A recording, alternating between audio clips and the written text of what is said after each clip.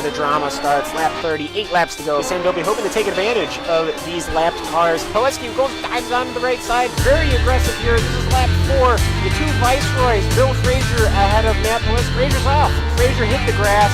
You hit that tire wall, your day is done. You know, it's lap 20. The Williams still trying to get around the Terrell team as he'll go around the left car and around those at the same time. At the same time, he's got the inside corner. Will he ride the curb? Yes, he will. He will get him on the inside. Vita Maria leading us all into Moss's corner. Look at the beauty as his right side will clip the grass. Oh, a 180, no, a 360. Oh. Who will yield going into this corner? It's really not meant for too wide as it will be Gernot. Gernot will yield. Lots of smoke picking up from that Williams car. He is pushing it to the absolute limit. 26 of 30 now. Only 4 laps to go. He's going to get the run coming out the final corner. He's going to pull up side by side with the leader. It's going to be a drag race to the finish. Who is going to get there first? It's going to be...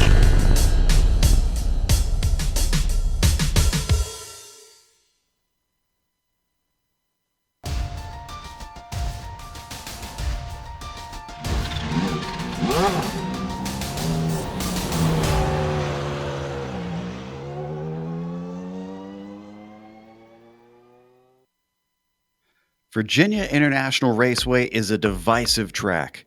Winding, narrow, and chock full of difficult corners, this place is sometimes nicknamed the Mini Green Hell in reference to the Nürburgring in Germany. It's an apt comparison with how unforgiving and technical this circuit is. It also shares a great deal of elevation change and blind apexes. So will our Lotus 79 drivers be able to translate the skills of the ring to this Appalachian track? We'll find out soon as we get ready to watch round 10 of the Lotus 79 Classic Teams Championship. And you'll see it all live here on the Global SimRacing Channel. And as well, hello from me, I'm Joe Peak. With me in the booth is Stefan Schlacker. Behind the scenes is our director, the Dr. Amjad Yaman, and he's using cameras provided by Dougie Beer. Steph, I've talked about the nature of this place, but what about some of the stats for VIR? Joe, you be my Hindhoff, I'll be your trustworthy. Opening in 1957, this 3.27 mile long track virtually never changed. That's layout-wise, until the year 2013. Where turn 18 was introduced and the start-finish line slightly pushed back to shortly after the picked exit line. However, since we're racing on the old version of this track, we only have 17 turns laid out in front of us. Although, one has to say this track's past was no smiles. Especially from 1974 to 1998, where the track lay unused until 2 investors came from New York to resurrect VIR.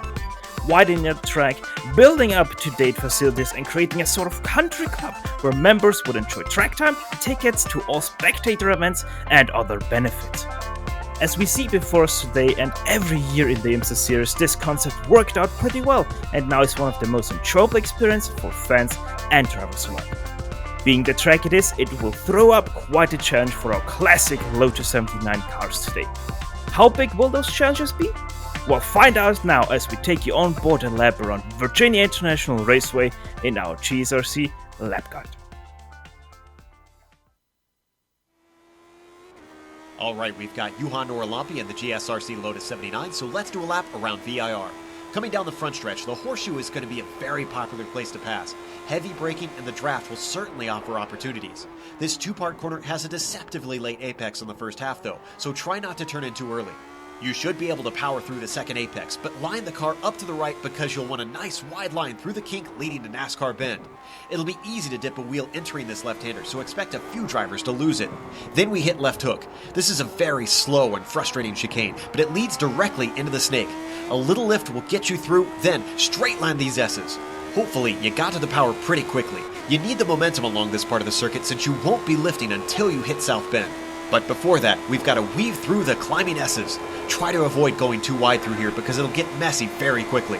Then, hold right for the best entry into South Bend. If anyone understeers wide, they're likely to lose control. Switch sides fast and then blow it up for Oak Tree. Let it swing out after the first apex and then just clip that inside curb while you get back to the power. It is extremely important that you get a good run down the back straight. It's all uphill and it's a very long acceleration zone.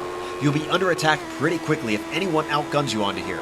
The problem is, if they only manage to get side by side, I wouldn't advise trying to keep next to them into the roller coaster. The kinked entry makes braking incredibly tricky into this slow, blind right-hander. Right away, the track weaves its way back downhill, but get the car off to the right and try to spot your turn in for hogpen. Once again, the bend of the road makes slowing up the car a bit difficult. But just like a number of corners around here, you'll find the critical aspect is getting to the gas coming out of the bend. We're now coming back up the pit straight, and you finished a lap around VIR.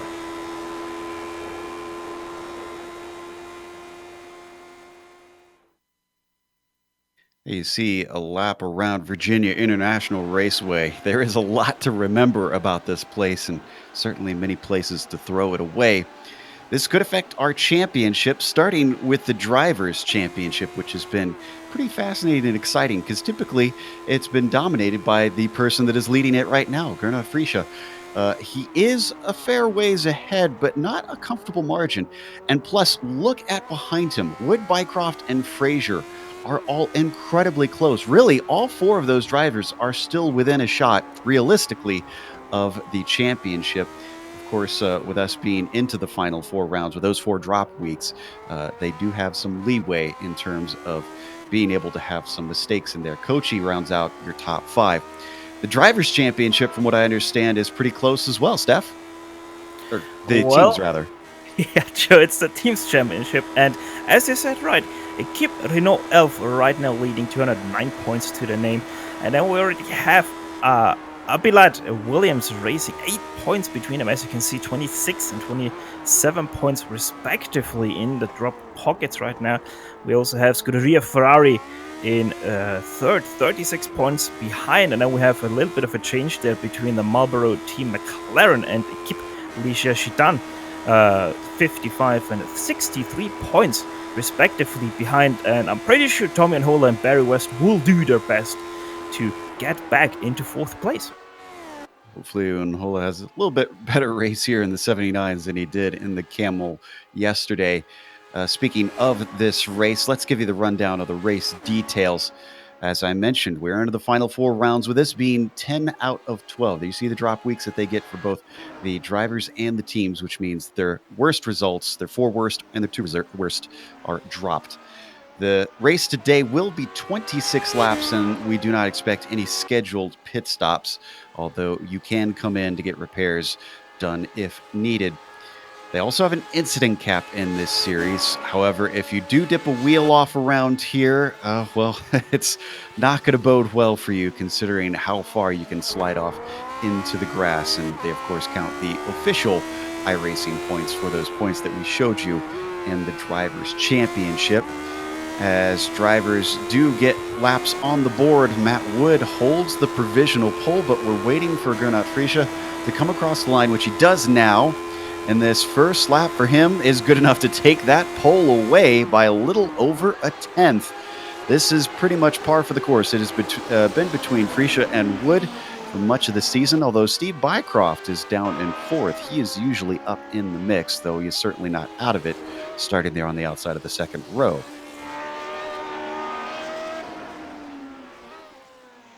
And Joe, one thing we have to mention real quick here is, if you slide in the grass, it's not about the runoff, but how extremely bumpy this grass is. Last race that they have had 2 hours ago, I've seen Matt Wood crash out in lap 3 because he got a very bad bump on the outside in the grass and threw himself into the barriers.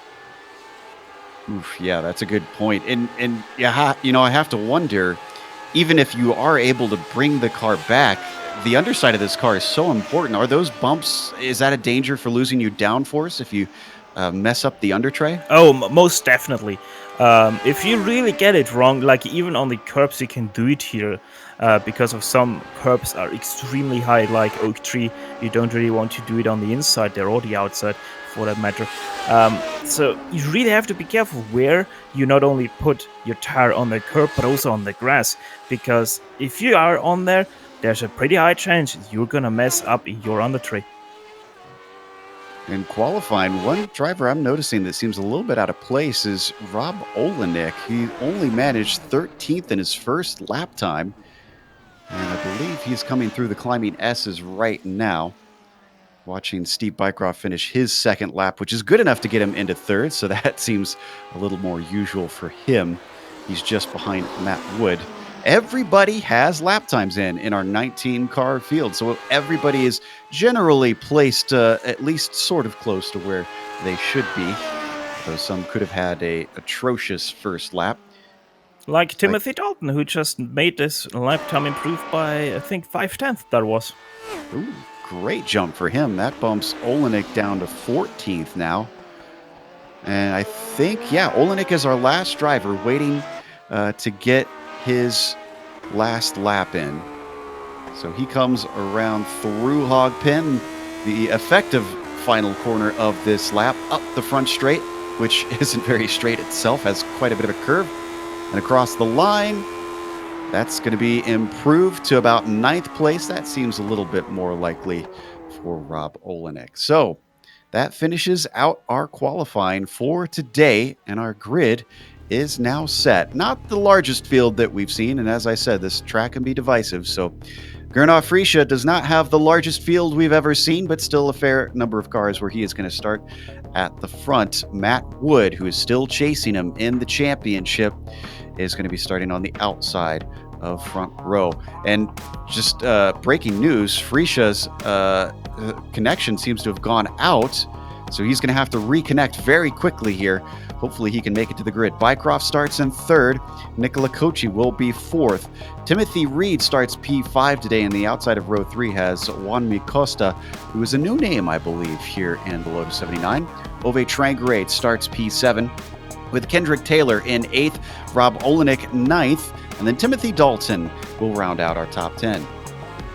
Ryan Molitor, he slots in 11th place with his number 15. Right besides him will be the number 14 of Robert Simpkins in 12th. 7th row started by the number 7 of Barry West in 13th, rounded out by Keith Herner with his number 4. Tony Teoli's 15th went to him ahead of Steve Sals, putting his number 16 machine in 16th place. 17th went to the number 17 machine of Chris M. Howard. 18th to Todd Herner, and rounding out here 19th, the driver large field will be Sergio Morales. Cars are now gridding up as we see them placing themselves out there on the front stretch, still waiting for Frische to rejoin. He's got a little bit of time, about a little less than a minute and a half at most. And if he does rejoin, he can start from the pit lane. If he rejoins after the green flag comes out, but he'll be severely hampered, and this will certainly place an open goal before Wood and Bycroft to give themselves the win and cut down that championship lead. A few more cars. I think all the competitors are making sure to give him a chance to get back out there. They all were, honestly, what seemed a little bit upset that he had disconnected when they noticed that. His internet seems to have gone away, and unfortunately that has been a problem for him in and out throughout the season. So this is not completely unexpected from our current championship points leader. Just about 30 seconds left. We're still not seeing any sign that he has rejoined, which does not bode well. Not sure that he's going to be able to get out there in time, because we would have noticed that he has connected. Just about half a dozen drivers left to get out on the grid with about 10 seconds to go. So it looks like Matt Wood will be our provisional pole sitter instead. As the lights come up, the engines start to rev here in round 10. Green flag is out off the line. It looks a little bit better for Steve Bycroft down to the inside. A lot better, actually. He has already fully passed Matt Wood by the time they get to the braking for turn 1. Still, they're going to go side by side through this corner. We already got one car off in the background, taking off to the grass and falling down the order. But it is Steve Bycroft from 3rd to the lead off of the green flag.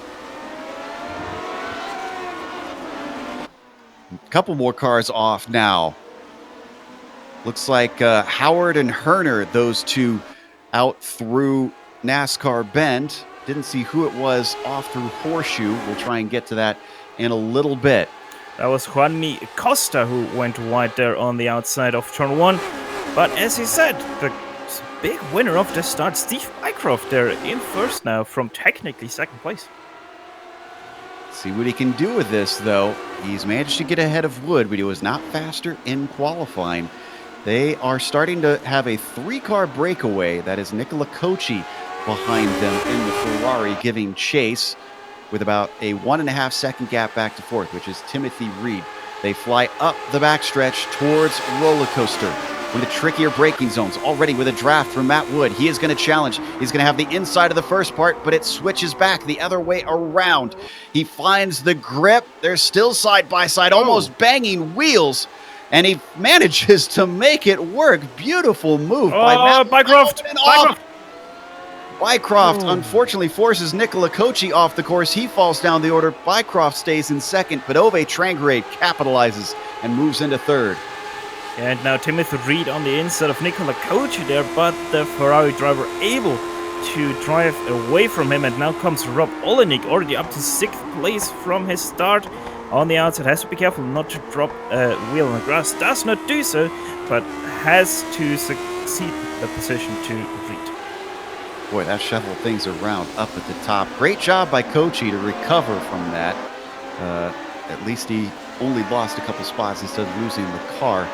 Reed falling back off of him. Olenek stays in 6th, though he took a look at Reed and all of that chaos. This has certainly backed up a bit of a train behind him. You can see that is Taylor, Molitor, Dalton, West, and Simpkins all close together. Right now we have a little bit of a train there from 5th back all the way down to 14th. So pretty much a 9-car train all the way back to Steve Sauls. Fans of Gernot Frische, he still has not reconnected. I'm not sure that he's going to be able to get out and really make much of anything with this race. If he does, he'll only be able to pick off positions of those who wreck from here on out. Our leader is Matt Wood, and he is pulled away by about 2 seconds over Steve Bycroft. He didn't even lose the lead on the first lap as he led the way across the line. Let's go to the battle for 5th, though, because it looks like Rob Olenek has managed to Brian get by Molitor in the Reed. background. It's able to save his car before the marshal post, but he's losing a lot of position. Actually forces Teolis offline, rejoins in 13th place. Teolis saw it coming, thankfully ducked off into the grass. That was awful close. Watch from on board. This will give us a great view of just how close he was. This is heading through Roller Coaster. Off the corner. Oh, maybe just a... Yeah, looks like the little curb to the inside upset the car. Whew, had about a foot to spare to the left side before he would have hit the tire. And Teolis just collected with Molitor. Through NASCAR bend, Teolis a little bit too ambitious with this move and slightly collects Molitor, forcing him off track. Unfortunately, he slid a little bit wide. It looked like it was going to work, but just didn't have the grip. Molitor loses 2 positions in that. That was Steve Sarles, who got through in the process. Up in 3rd place, this isn't over because Cocci has recovered, and Ove Trangrade is now directly in front of him as they head up the backstretch. This seems to be a popular place for overtakes. The draft really allowing an opportunity to try to get by, and I think Cocci's got it this time. Looks to the left side. Ove Trangrade early on the brakes, though. He's going to concede the position and falls back to 4th. Change behind them as well. Olenek and Reed swapping around in 5th and 6th. 3rd try is the charm for Olenek. He tried it 3 times, once into turn 1, twice now into Roller Coaster, and finally he makes it happen. But Reed with a really good exit out of Hogpen, so this might not be over yet. And staying in the slipstream behind Rob Olenek up towards the horseshoe. Olenek's going to cover him off, taking the middle of the track. Double apex right-hander. Very tricky turn. But he's going to be able to park it on the apex, and it looks like Reed has no answer for him. Only on lap 4. Already drivers finding ways around each other. Surprises me a little bit, Steph. I would have thought with the limited places to try and overtake that it'd be really tough to get by people here. If you're able to set up the corner, then it's pretty pretty easy sometimes to get past. It always depends on how do you have your setup, how are you able to accelerate out of the corners, and if you get it right, you can make overtakes like into Oak Tree and stuff like that. Like for example, Kochi, like we saw him against over Triangulate. It really seems like Triangulate more on the heavier downforce side, while Kochi low on the downforce side, and that mixes up, especially a track like this where it can run both and be as fast with the other setup. So it's really a philosophy thing, and sometimes, especially if you're in the back, a low downforce setup helps you out more than high downforce setup. Let's see, it was a bad exit out of Oak Tree, and Timothy Reed did not manage to catch him up to Roller Coaster. Looks like Robert Simpkins had an issue. Must have been a big issue because he just had a tow. Nope, looks like this was a connection problem for him. He pulled it off the track to try and keep from getting in anybody's way. Reed still the best action out on track. They got to be careful though here, Steph, because look behind them. Kendrick Taylor, Timothy Dalton, Barry West, and Juan Micosta on his recovery are all right there to pick up the pieces if they start to tangle. Oh yeah, but it seems like they're running a little bit of a lower downforce setup, which up here at the starting to be the more pointier end, it's gonna be a little bit harder because probably everyone at the top is running that lower downforce setup. As Barry West pulls over to the left side and lets Juan Micosta by. That was interesting. But yeah, no, as you said, it really seems like Olenek and Timothy Reed are a little bit of a cork in the bottle right now, but not all too much, but still enough to back them all together. I'm not surprised that he let Costa through. He probably saw how quickly he had caught him. And Barry has told us in the past that if someone fast comes up to him, he's not going to fight too hard. He just wants to finish the race. Also, an update for Robert Simpkins fans. We got a confirmation from the simulator that he dropped out. He is trying to reconnect right now, but his internet certainly is not behaving. So we ride on board at the front of the train with Rob Olenek in 5th place, looking at all the cars trailing him. Taking a look at Matt Wood. Bycroft is still staying a bit of a threat here. Wood goes a little wide through NASCAR, and there is the lap comparison between them. Yeah, Bycroft is steadily gaining for most of these laps. Yeah, exactly. Bycroft, both of them obviously have front wing damage. It's just the nature of this track. With the curbs, you're not gonna avoid front wing damage. But Steve Bycroft, he seems to be running a little bit of a different line that really allows him to be that much faster through the turns. Plus, it seems like Matt Wood is starting to make ever so slight mistakes lap after lap after lap, which obviously helps Bycroft close the gap. Looking at the recent laps on my screen as well, it seems these two are pulling away from Nicola Kochi, so it's becoming a 2-horse race. One more time into Roller Coaster could be the difference maker, not just in passing opportunities, but in time out there in the lap. One of the more difficult turns, not just in this course, but in racing overall, with its crest, its high-speed entry, and its blind apex. But back onto the front stretch this time around. Let's see what the difference is going to be. Wood crosses with a 36.6. Bycroft with a 36.7. Wood responds a 10th faster that time through. And one quick note for our Fritcher fans, he is back in the simulator. Let's see if he tries to recover a little bit of his, at least, safety rating, I guess. Costa's going to try and get another spot. He was close down into the horseshoe, and he's now trying to overtake Timothy Dalton, who is directly in front of him. Dalton managed to fend him off successfully as we ride on board with the number 11. Talking about Fritcher, he is once again dropped out of the simulator, so he really has some issues here today and probably will not do a single lap in this race. Ooh, Steve Sarles with a problem. This was in NASCAR Bend. I think this is all on his lonesome. It indeed was, Joe, as we take you guys on to the replay. And you will be able to see as he enters into NASCAR. There he spins out, and it's really close with Keith Herner in behind. Just snuck through. Let's watch from on board. Great heads up, because he himself was in a battle. Could have been easily distracted. Oh. Saw the spin. Oh, and he actually got a position out of it. Yeah, and while we were on replay, Timothy Dalton with issues in Oak Bend, hitting the wall hard front first. Our first victim of Oak Tree. He was having pressure applied by Costa, and I guess he just could not withstand it. Yeah, he was a little bit far to the inside there, braking at the one, and there you can see it. He's on the grass, and from there on out, it's just boom, goes the wall. And yeah, able to recover. Car still no longer driving straight, actually, and he had to tow it about halfway down the backstretch. That's unfortunate. So, getting a few repairs. We'll see if he comes back out.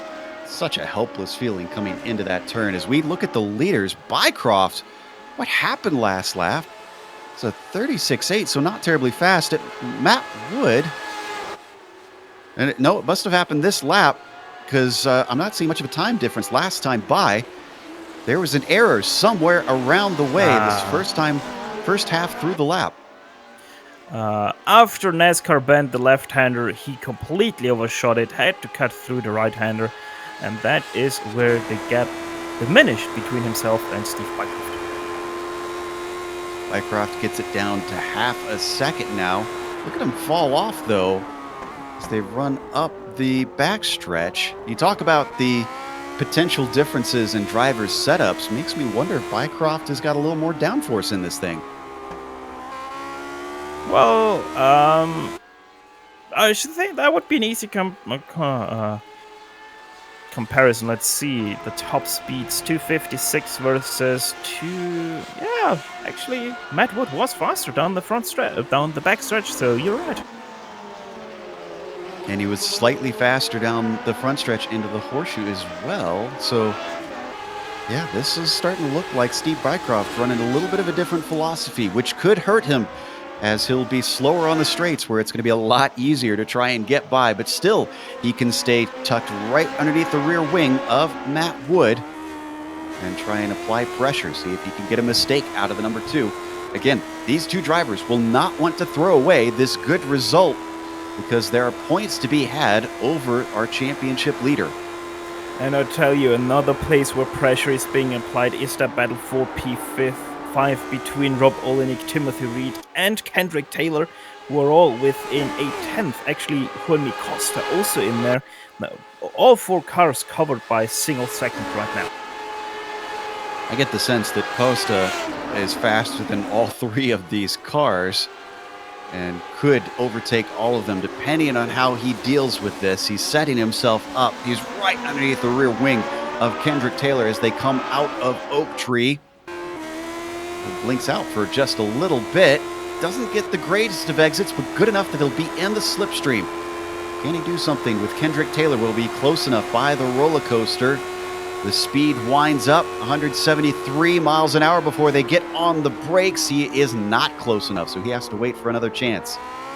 And one thing I just saw, Timothy Reed, he has a heck of a lot more downforce than the other 3 around him, because he was a good 10 miles per hour off speed into the braking zone for roller coaster. Ooh, that seemed to help him on the exit, though, as he gets right underneath the rear wing of Rob Olenek. It looks like he is not close enough, but behind him... Costa.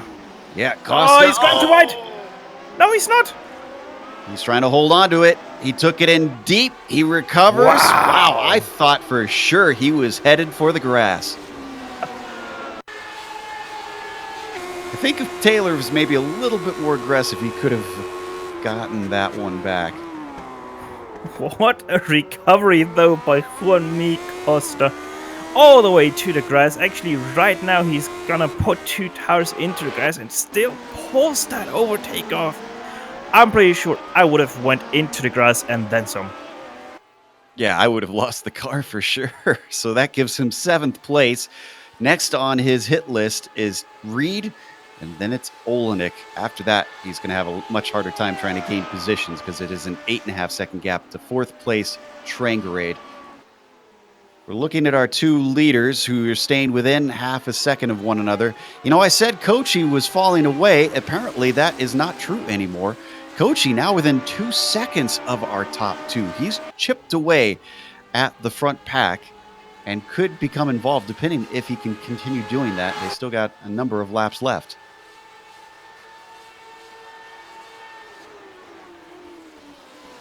Down into the first corner. The Brabham of Matt Wood. Ooh, a little bit deep into there this time. That gives Bycroft a whiff of a chance, but he's not close enough to capitalize.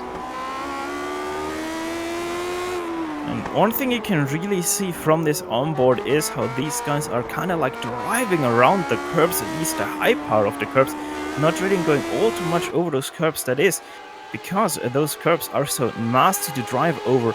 Easy to throw your car away just by touching these curbs. There you see the stats on Nikola Kochi's run. He's cut even a few more tenths off. He was down to 1.9 for a bit behind Steve Bycroft. All it takes is a little bit of side-by-side action between first and second place. I think the Italian is going to be there. They come down the backstretch one more time as Bycroft continues to try to get the best exit he can to get into the slipstream, counteracting his lack of straight line speed. And though he stays with him, he's certainly not gaining down the straight. But right now, Timothy Reed might be under pressure of Costa, who goes now to the right side of Timothy Reed, trying to take away that 6th position, and does exactly so. This has been a beautiful recovery from Costa. I am incredibly impressed. After losing many positions in the very first corner of the race, he's just about got back to where he was. And in fact, yes, he has. He qualified in 6th. That last pass puts him back in 6th place. So at this point, it is all gains from here on out. Yeah, and here he comes, maybe already for that pass for P5. He has some overspeed, but doesn't get close enough to Rob Olenek to challenge him into turn 1. But maybe something happens with the... No. Ducks out of the way Todd Herner with his damaged car. Turner nearly caused a problem there, and Costa and Olenek as well. Ooh, Olenek is struggling. Right out sideways there through left hook. Keeps it together though, and now he's really under pressure. Look at that, how close Juanmi Costa is. I think it's a matter of time here. He definitely looks a lot faster than Rob. The Iberian has been picking them off bit by bit, trying to get himself into the top 5 now, up into Oak Tree. Difficult to pass into here, but the setup off the corner could give you something. Both of them getting a little bit of wheel spin, trying to get the car going. But Olenek, I think, is safe for now. I don't see Costa gaining quite enough. Gaining, but not enough. As he said, Roller Coaster has to slot in behind once again. It's right underneath that rear wing under braking. Ooh, he's awful close. Less than a car length back in places out of Hogpin. This is where he really wants to gun it. He looks a lot closer this time. It's a little bit shorter than the backstretch, but it is long enough. And look at that. He is gating. Does Olenek defend? He tries to defend, picks the middle of the road down to the inside. Costa gets a wheel in, and there goes Olenek. Almost goes around, catches the car in time, but the spot is gone. Juanmi Costa there nearly colliding actually with... Oh, he's spun out! Oh no! All that hard work away in a flash. Costa a little bit too excited, and unfortunately the car swings around on him through NASCAR Bend. He will get past Rob Olenek, as we saw there, nearly actually collides with Rob Olenek because Rob Olenek decides to stay on the middle, and Costa decides also on the middle. gets past it and through NASCAR bend, just loses it on the brakes, completely spins it around, does a 380, and away he went again. It is such a shame after such an impressive drive. An F1 car losing it in NASCAR bend. We've seen it a couple times, but unfortunately for Costa, it put him back about 3 positions that he had to work very hard to gain. He's going to try and get one back right here on Barry West. 4 positions, actually, I think, that he lost. Barry West stays to what's the outside, but could not get the car down to the apex in time, so Barry West chops him off and stays in that 8th position. Back up to the lead. Bycroft still behind Wood, and Kochi, though he had gained a few tenths before, well, it stayed at 2 seconds. Yeah, Did Olenek have a problem, though? Olenek seems a lot farther back than he was before. I think you're talking about Trangerate, as someone had a problem. Yep. Oh, and it was Juan Costa. This time it was contact. Barry West braked a little earlier than he was expecting, got into the back of him. Both of them went off course. Did Costa tow here? No, he got back going. Actually, I think that was Costa missing his braking point there. It sure doesn't look so, at least. Hard to tell, honestly. Hard to tell there what really happened between Costa and Now, Costa. I guess I did a little bit of predictive commentating because Trangrade did have a problem now. This is up into Oak Tree. So swing through South Bend. This is that cardinal sin of the entry to Oak Tree. Yeah, he's gonna touch the grass on the left side there. Spins himself out, and that's one hard hit into the wall. Actually, no, he managed to avoid the wall. Wow. Yeah, from onboard, it looked like he could have actually got a little bit of air even. Wow, that was luck there. Just got it woed up in time. He keeps going, but he is now in 7th. This is great for Rob Olenek, who pushes himself up to 4th, but he's not out of the woods. Even though Costa has fallen away, Timothy Reed stays with him, and they are still fighting to try and sort this one out. Yeah, and at this point, I have to say it. Timothy Reed, he chose the wrong setup here today. Just not enough speed on the straights to really do something. He always is either as fast or slower than the car he is following with the draft. So Timothy Reed, way too much downforce on his car, which is great through these types of corners here, but just not great if you're trying to overtake someone who is having a low downforce setup. We ride on the nose looking ahead. I love this angle on this track. You can see just how many rises and falls there are, as well as how winding it is, giving you a sense of the speed. Olenek getting a great launch off of Oak Tree as well, keeping him safe from Reed getting the crucial slipstream he needs to get any sort of overtake done.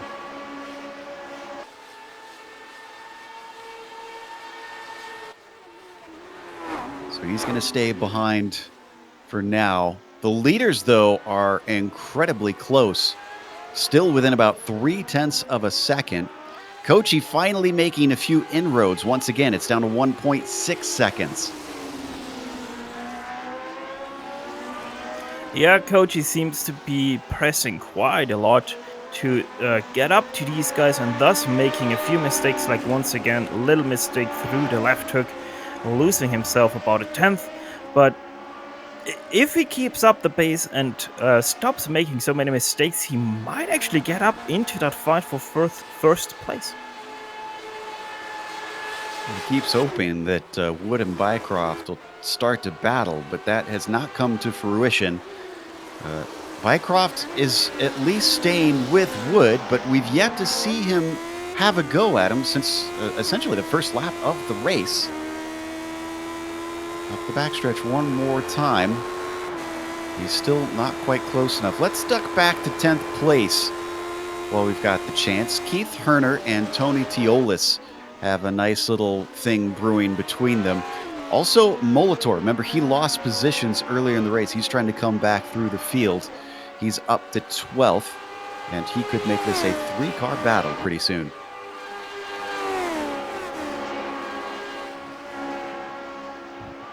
They work their way up through the climbing S's and then through South Bend, down into the valley that leads you into Oak Tree. All three of them not having the same problem that Ove did, but way off the last apex for Keith Herner. Is that enough for Teolis? Doesn't look quite close enough to me.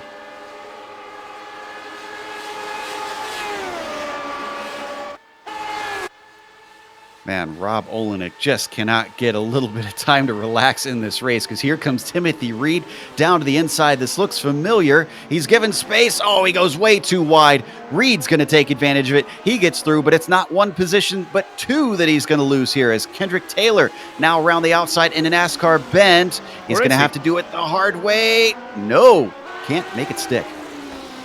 Yeah, and now the interesting thing will be how fast is Timothy Reed all by his own. Remember, he is using more downforce than Rob Olenek, so maybe Olenek able to catch him again, especially because of the straight line difference of the two. Well, we do have a 3-car battle now, but it's not the one we were thinking. Olenek ahead of Taylor, and now Ove Trangrade. Remember, Trangrade was as high as 3rd briefly, fell down to 4th, was there for a long time before his own mistake cost him some spots. He's now looking to come back. That white machine trying to size up Kendrick Taylor just ahead of him. Unfortunately, didn't get the launch out of Oak Tree that he really needed. 9 laps left to go in this race. We're in the dying stages now. We heard a number of drivers say that they really liked this track heading over to here. And from the action that we've seen, I'd say that there's going to be a few smiling and putting it at the top of their list after today. A few, maybe not nearly as much.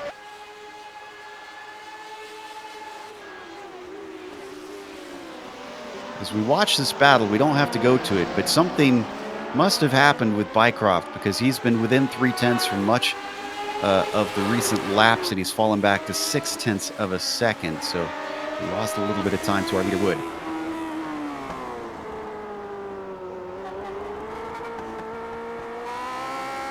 Riding on board with Trangrade, looking ahead at Taylor.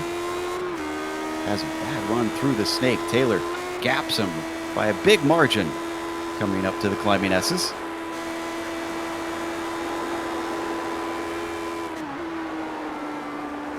It's starting to seem like that Rob Olenek is dropping quite heavily away on pace, because he is not getting closer whatsoever to Timothy Reed. It's still 1.8 seconds up to Reed, and at this point I'm thinking maybe Rob Olenek just used up his tires a little bit too much and is suffering from that right now.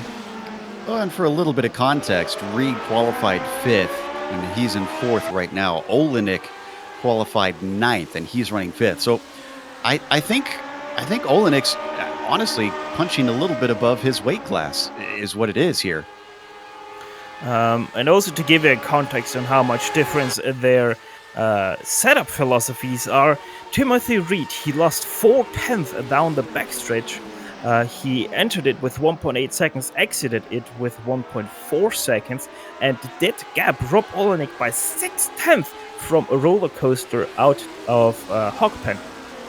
Up at the front of the field, Matt Wood went purple last time through, and he gained about half a second, but he just lost it because of lap traffic. It's a good thing that he managed to set that fastest lap. That just about saved him. If Bycroft was any closer, he may have had a chance up into Oak Tree. This also allowed Nicola Kochi to cut it down to 1.5 seconds behind them. But this has been more of a pressure cooker between these three, Steph. Yeah, Nicola Kochi was very much closer behind them, but he was stuck behind Todd Herner, who did not really accelerate out of Oak Tree, thus Nicola Kochi having to really step out of the throttle himself and once again losing the train up ahead.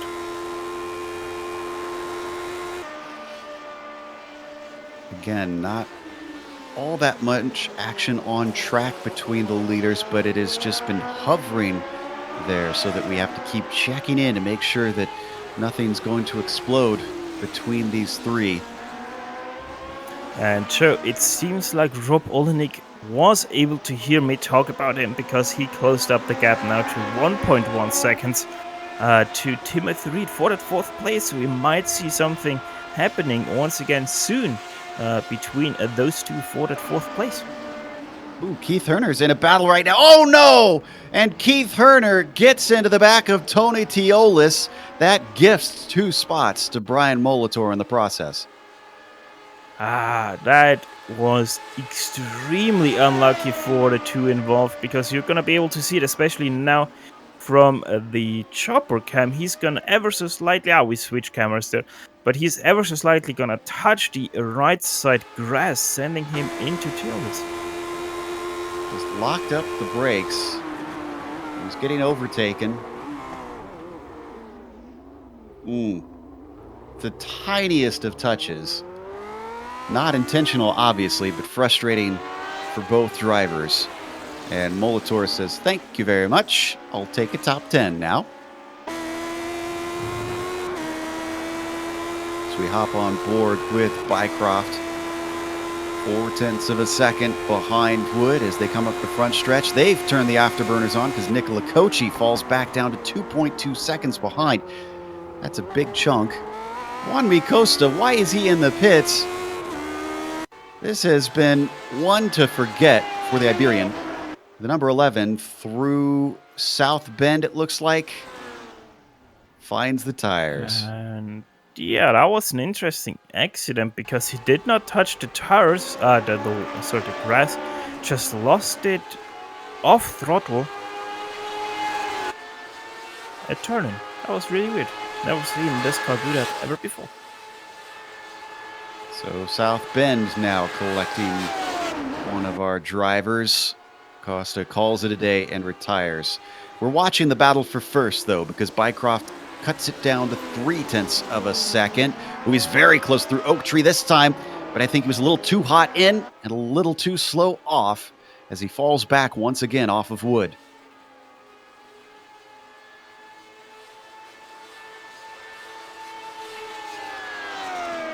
It is a battle across the pond.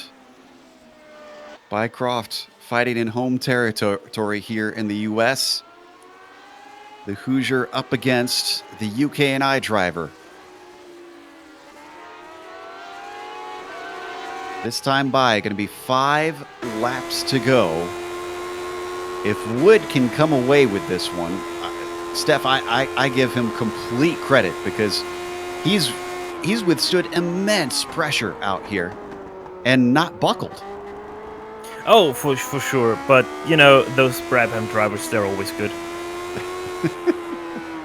Totally not saying that because I'm also driving a Brabham. Yeah, completely impartial. Ooh, a little wheel off into the dirt from Matt Wood, maybe showing a few cracks in the armor. Bycroft closes in a little bit. They now come through the snake. Kochi continues to fall away. It is now 3.5 seconds. Nicola not as strong as the front two later in the race. I wonder if Kochi just gave up on trying to catch these two guys and says, yeah, third's good enough, thank you very much, I take it. Yeah, maybe just saving the car and collecting the points today. Definitely the top two are pushing. We've seen little kicks of dust here and there at the edges of the track as they push all the way to the limit. Hopefully they don't flirt too close. Are we going to see a case of Icarus flying too close to the sun? Or will one of these drivers be able to establish themselves as with a race from the gods? 4 laps to go this time by. Still 3/10 between them. It is now down to a battle between two.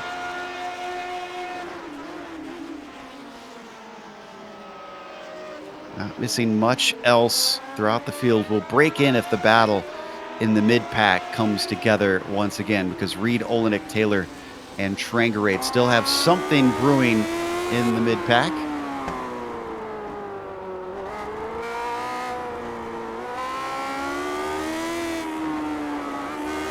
Yeah, there are two battles right now, a little bit brewing there in the mid-pack. That is for 4th place between Reed, Olenek, Taylor, and Trangerade.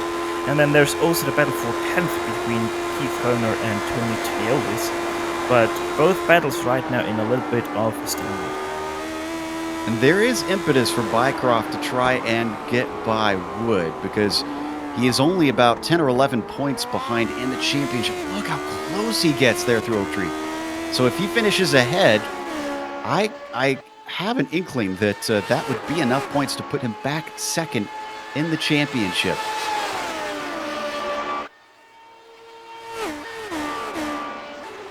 We'll find out after the race exactly how many points it's worth. Coming down to 3 to go as they plunge into Hogpen. Getting the power down up the front stretch. That one looked excellent from Matt Wood. Bycroft struggling a little bit, falls from 3/10 down to 7/10, 8/10 of a second behind. You could see, oh, and Matt Wood on top of it just went purple yet again. Look at the lap chart there. Bycroft quicker every lap, and then that one lap threw it all away.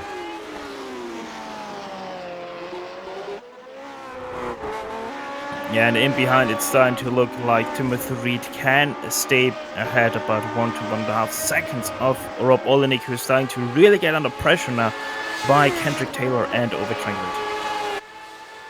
As we watch this fight, maybe I'm a little too harsh on Bycroft and should heap a little more praise on Wood, because that was the first lap all race that anybody went under a 1:36 that Matt Wood just did. Such is the pace that he's running. And did Molitor just lose a position to Keith Herner? Yes, he did. That was all on Molitor. Had an off, managed to save the car. Great heads up by Herner. I'm also pretty sure something happened to Teolis, because if I remember correctly, I was saying that he was fighting with Keith Herner, but that must have happened already quite a bit ago. Remember, they had a coming together. You could see the damage on the rear wing of Teolis. He was the one that was ahead and got touched behind. Ooh, is Ove Trangerade going to have a chance on Kendrick Taylor? He's only 2/10 behind as they come up the backstretch. I think they're going to run out of straightaway, though.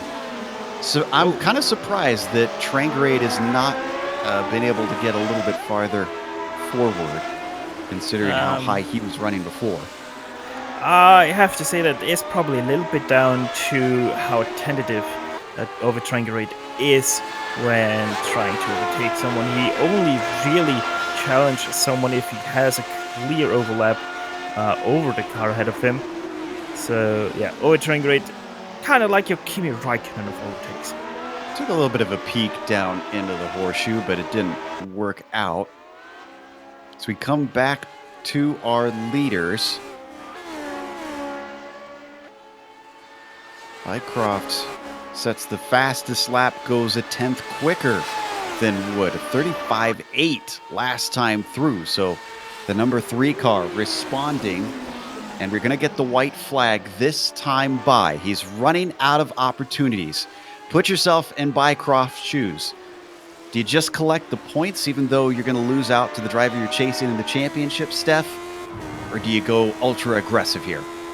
Bigger picture, Joe. Bigger picture. All right, we'll see if Bycroft agrees with you. White flag waves for these two. 1 to go. They are coming up on more traffic. That's Steve Sarles ahead of them. Still 12 cars on the lead lap. Depending on how quickly they catch him, looks like we'll have 11 when all is said and done. But only 14 out of our 19 drivers are still running. Attrition reared its ugly head a little bit. And even before they got the green flag, Frecia falling out of this race with connection problems. Completely off course. He's just going to let him through. That's one way to do it, Steve.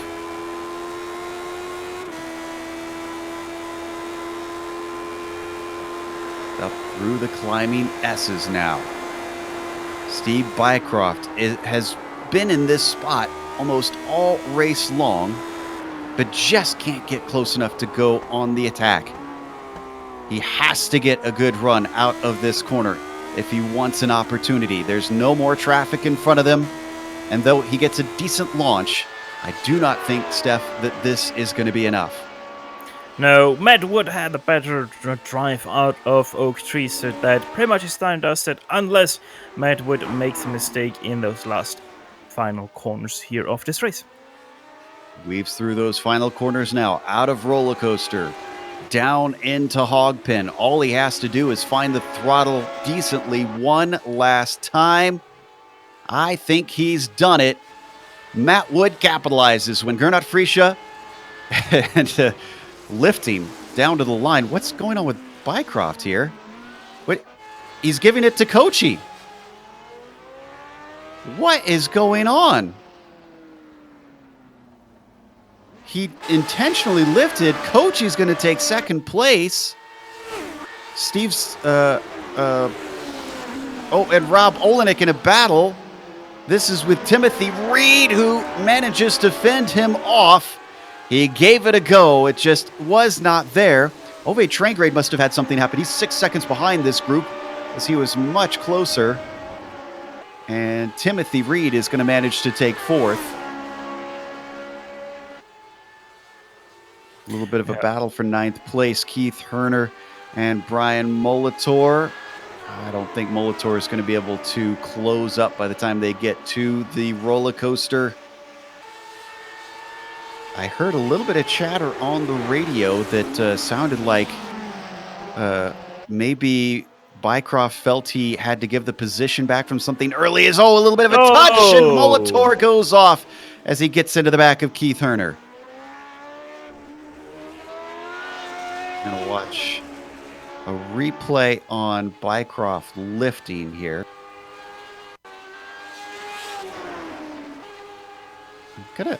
During the break, I'm going to go back and check early in the race because Bycroft in the chat says, I almost killed you. So he must have felt like he nearly ran into him. Oh, you know what I think it was is when, remember, he had to go off track, and that's what caused Kochi to himself fall down to fourth. Remember, I believe it was lap 1. I think you are right. So we'll come back to that in a bit because this race has finished up. We're going to collect ourselves as we show all the upcoming races here while we are away. But when we come back, we'll give you the official results as well as driver interviews. So don't leave now.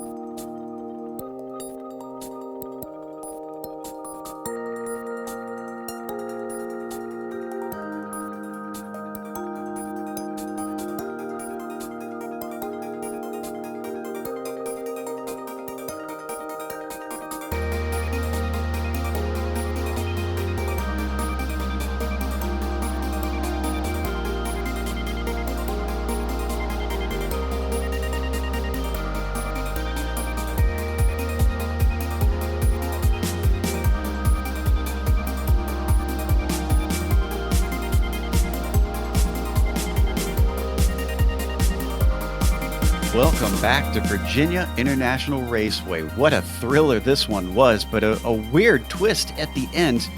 If you look at the results, Matt Wood is our winner, but Nicola Cocci finished in second, and he wasn't there all race long.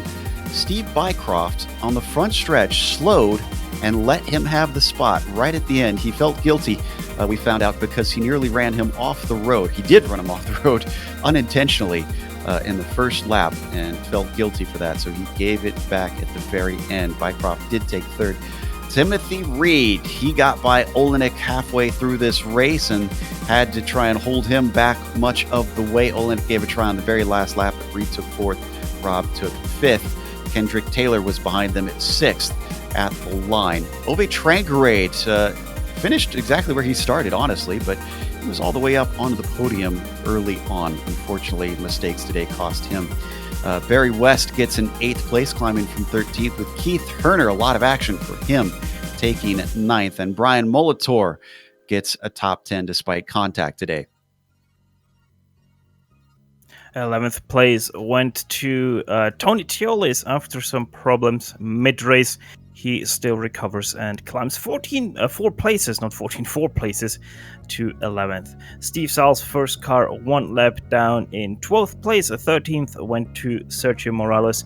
And the Dory Award goes to Todd Herner after having contact in lap 1. He continues to drive around all race long with a very bent rear wing, finishes finally in 14th place. Juan Micosta, first car to not finish the race here today, in 15th.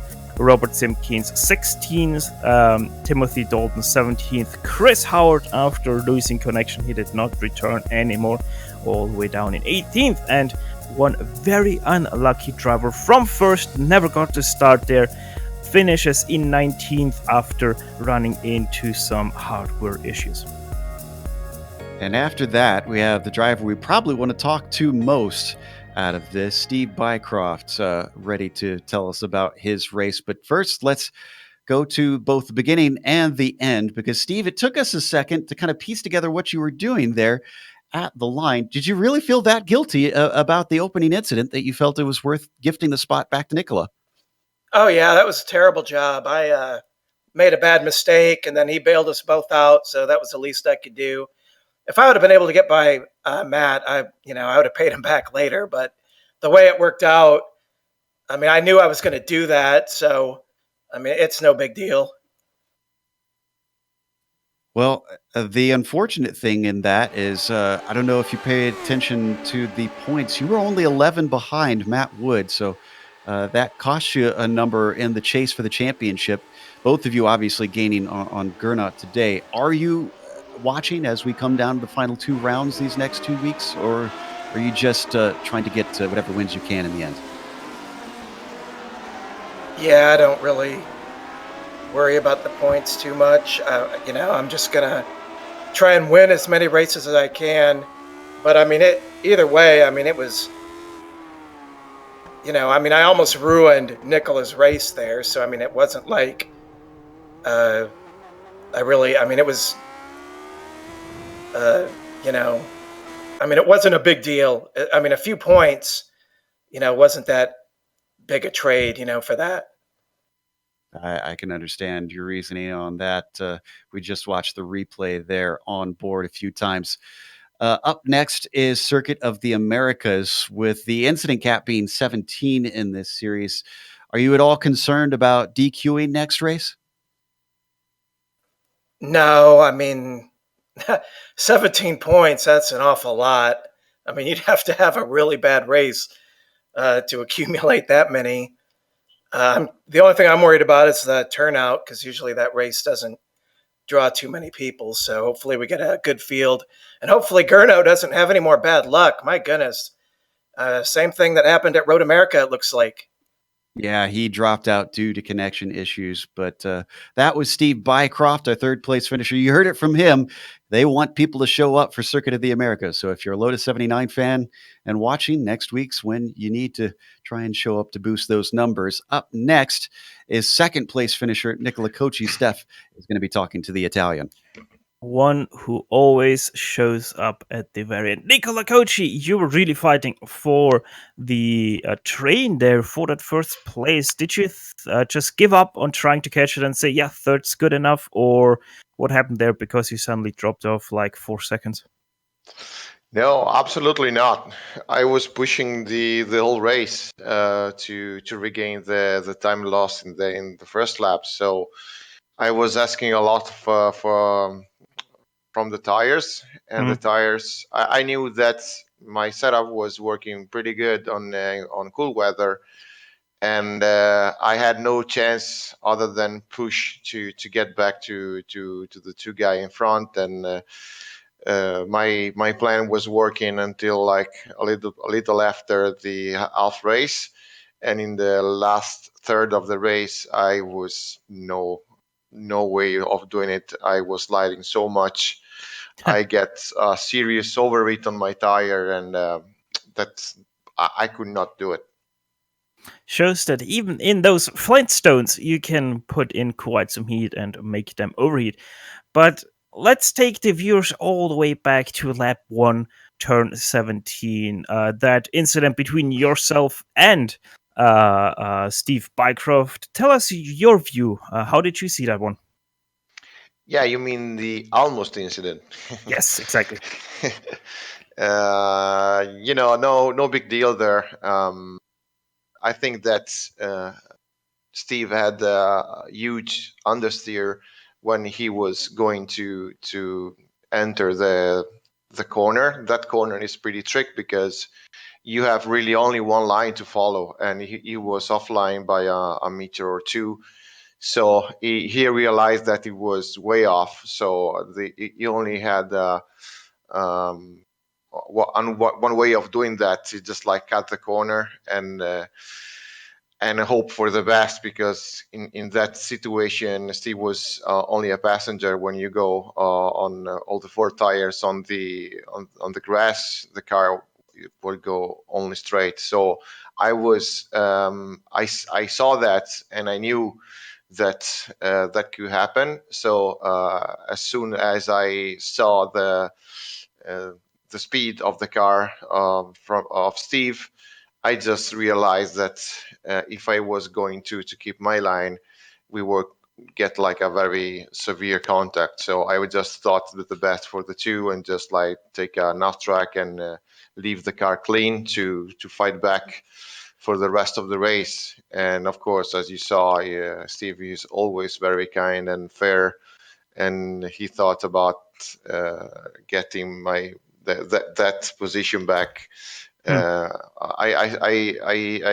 told him on the radio that it wasn't very necessary. That was like a race incident. He had no fault on that. And but you know how Steve is made. Well, Nicola, still second place, good result. You, as you said, you were fighting to keep up with them.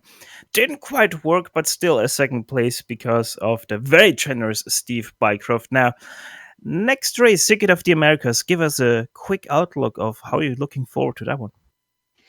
Well, tomorrow I will go on vacation on on the mountain. So I will get back to my place in Friday, I think. So I will have only a couple of days of practice before the races. So honestly, I don't expect a lot from that race, but I was pretty happy on this race, because for many laps I was gaining from the two guys in front. So I was I was very close to their pace, or even a little bit faster. But that's things that's happening in racing, and I will. I think I had to hope for a miracle for the next one.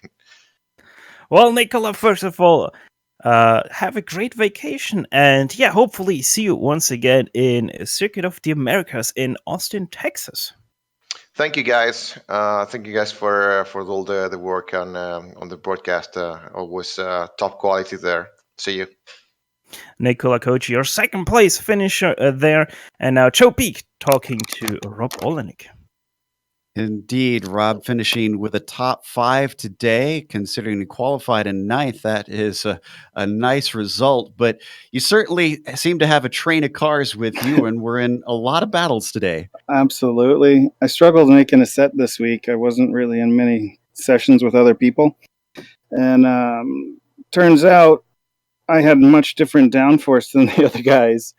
I actually just thought I got really lucky when some people were going off in the beginning, and I was just in a place I shouldn't be, where the guys were much faster than me around me. And but I had a lot higher top speed on the straight, and so I was like, well, lap to lap. Finally, when Tim got by and I didn't lose time to him during a lap, I was like, all right, I think I'm in the right spot. At some point, I almost thought, like, I got to let these guys go. I'm holding up a train of guys. But it was a fun battle. It was Tim drove lights out to prevent me from catching up. I was struggling with understeer in so many spots. I'm still trying to figure out how to set this car up.